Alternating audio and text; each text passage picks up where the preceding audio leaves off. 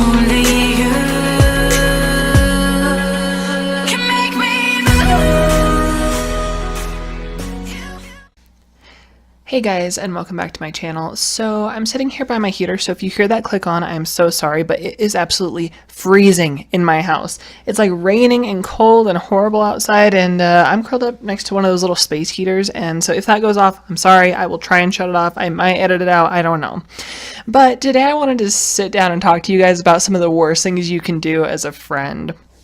So I'm definitely guilty of this, not so much anymore now that I'm in like a more serious relationship, but I did this quite a bit when I was single. So today I'm going to be talking about the worst thing you can do to your best friend, and I'm going to tell you the story of what I did, and I think I have one of what my friend did to me too, because her and I were not good about this. So I remember when I was younger, I would always talk to guys and I'd get to know them, and then I'd want her to like go with me to hang out with them, because that's what friends do, right? I mean, you always have to drag your friend along. And there's one particular night that I am thinking of, and here's basically what happened. I had started talking to this guy online because I was too shy when I was younger to actually talk to guys in person. Like, I couldn't do it, but once I started talking to him, I was fine. Like, I was just laid back and could just say anything, and it wasn't a big deal, but I was so scared to meet this guy, and he was driving about an hour and a half to come meet me, and his name was John. So he lived actually in a different state, but we live really close to the border of the state that I live in. So he was driving to see me, and I was like, oh my gosh, this is going to be so scary. And on his way, he says, by the way, I brought my friend. Do you have a friend that you can bring so they can hang out? And so he brought this guy, and I think this guy's name was like Dylan or something like that, but that's what we're going to call him because I don't remember his name because he was not important to me. But that night, I called up my best friend Mary because I was with her all the time, and I was like, hey, I need you to do me a huge favor, and I know that you probably won't want to, but you know, we're best friends and we look out for each other. And she was like, okay, what? And I told her that John was bringing his friend Dylan to come to town to meet me, but that he wanted me to bring a friend so that her and Dylan could hang out or whatever. And this is the horrible thing. Like, do not do this to your friends. Don't try and set them up with someone you're interested in's friend. It never works out. It's a horrible experience. So she agrees, and John pulls into town, and he sends me a text, and he's like, where do you want to meet me? And my town is really small, but we do have a Walmart. So I was like, oh, meet me at Walmart because it's a 24-hour store. So we met him at Walmart, and we all just kind of went and walked around, and we were like just talking, and he and I really hit it off. Like, I really liked him, but I wanted to be alone with him. I obviously did not want my friend there and like his friend. So I like pulled my friend aside, and I was like, Mary, do you love me? And she was like, yeah, I do. What do you want? And I was like, could you please just hang out with his friend Dylan for like an hour so I can go talk to this guy on my own? And she was like, are you kidding me? No. And the entire time we had been hanging out with these two, it was so apparent that this was never going to work with Mary and Dylan. So Dylan was kind of like, how do I say this nicely? Fucking hideous. He was disgusting looking. He looked like he hadn't showered in a week. He had acne all over his face. He was just not a good looking guy. But he was there. I mean, there wasn't anything we could do. And he was being so creepy to my friend the entire time we were there. He was just like trying to talk to her, but just so awkwardly, and she was not really having any part of it, but he was trying really hard, and it was just a horrible situation. And so she agrees that she'll stay with him for an hour, but she tells me to keep my phone on, and that if anything changes, she's going to call me because she doesn't want to be left alone with this guy. And I was like, okay, fair enough. So I decide that I'm going to take John back to my house. And Mom, if you are watching this video, click off this shit right now because you're probably going to kill me. But I decided to bring John back to my house, and no one is in my house at this time. And this is like 11 o'clock or midnight, but my mom was dating, and her boyfriend lived out of town at the time. And I don't remember where the rest of my family was. Like, it was my grandma and my mom and I think. So my grandma must have been somewhere else too. But I get back to my house, and it's just John and I, and we go and we like sit on the couch in the living room, and I put on TV, and it gets really awkward, just the two of us, because I'm not really sure what he expects, but I'm not going to sleep with him because I'm not that type of person. Like, if I just meet you, I'm not going to sleep with you. And he like puts his arm around me, and we start talking, and then things kind of lighten up, and he like goes in to kiss me, which was fine with me. I love making out. Like, if that was a sport, I would win. But he like goes in to kiss me, and I kiss him back, and it's not a big deal. And then it's just like so awkward. And so Mary calls me, and she's like, can you come back? And I was like, yeah, I can, because I was ready to get out of that situation. And so we go back to Walmart and we meet up with her. And when we leave, she is just telling me about all the horrible things that happened. Now, I can't remember everything that happened, but like obviously he didn't try anything. He was just very creepy the way I had talked about earlier. But this was years ago. I'm 21 now, and this happened when I was like 14 or 15, I guess. But anyways, do not do that to your friend. That is one of the worst things you can do. Plus, like, I put myself in a horrible situation with that guy because things were going really good at first and then it just got so awkward. And if we would have just stayed together, who knows, maybe I would have ended up with that guy, even though I'm really glad I didn't. And then, fun fact, this has nothing to do with the story, but there was this girl that started talking to me online just as friends. Like, she wanted to be friendly towards me. And I was actually dating a guy from her hometown at like earlier on. And every time I started talking to a guy, she would start talking to him.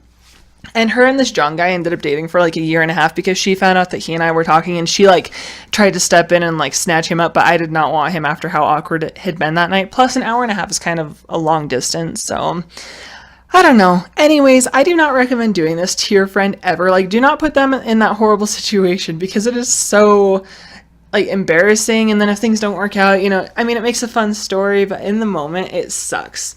So now I want to tell you about a story that like a situation that she put me in because I want you guys to know that I'm not a horrible person.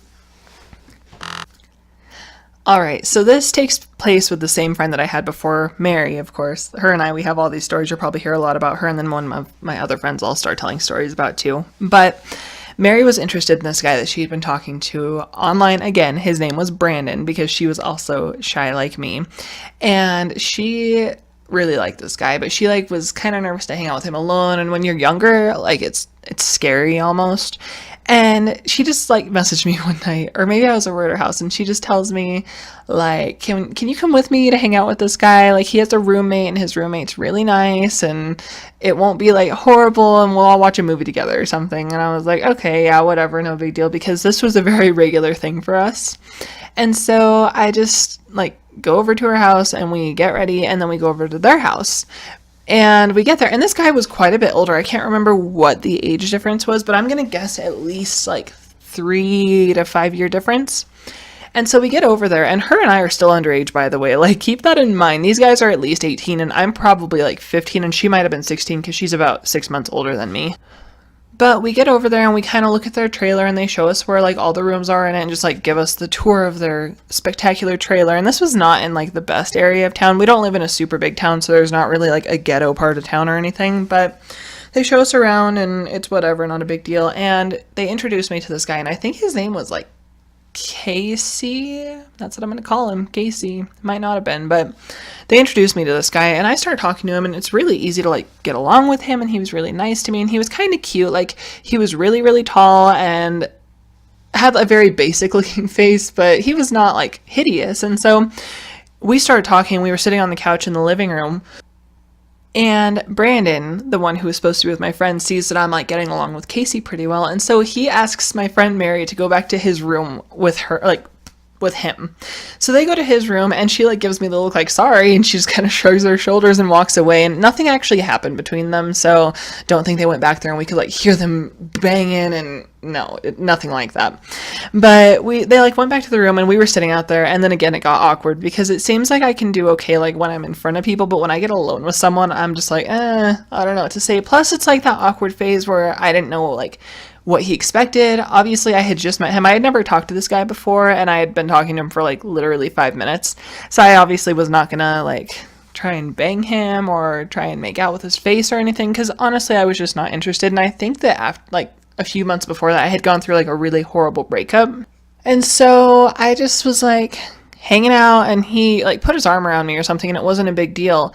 And then he gave me his phone number, and a few minutes later like my friend came out and she was like, oh, we need to leave, like I have to go home. And I was like, okay. So we get in our car and we leave, and I start talking to this guy really regularly, like every day, all day, like day and night. I would not sleep so I could stay up and talk to this guy because he worked and I was in school, and so he was really nice. And later on down the line I realized that this guy had some freaking horrible anger issues, and he would like freak out and like hit things. Not me ever, because I didn't date him, but he probably would hit me too. And he would like tell me these stories of people that he would beat up. Oh gosh, there's sirens going by my house, hold on. Well, that was freaking annoying. Like there were just 10 cop cars and ambulance like going past my house. But anyways, back to my story. He was just really scary, Casey was, and it just turned into like this huge thing. And I eventually stopped talking to him because I just didn't want that type of negativity in my life. But the moral of the story is like, don't try and make your friends hang out with the guy you're after or the girl you're after's friends. Like, it never works out. It's a horrible situation. And I don't know, like, honestly, that Casey guy could have gotten pissed off and like ripped me in half that night or something. I don't know. Like, neither of us had even met him. All we knew is that he was her love interest's roommate. Like, he could have been a psychopath serial killer for all we knew. But I don't know. It's just so weird to think, like, of all the guys that I used to talk to. Now I don't talk to anyone because I like being a loner and I don't like to ever. But yeah, I just kind of wanted to put this out there. Like, don't do this to your friends. But I think that's all I really have to say in this video, and I will talk to you guys in my next one. Bye.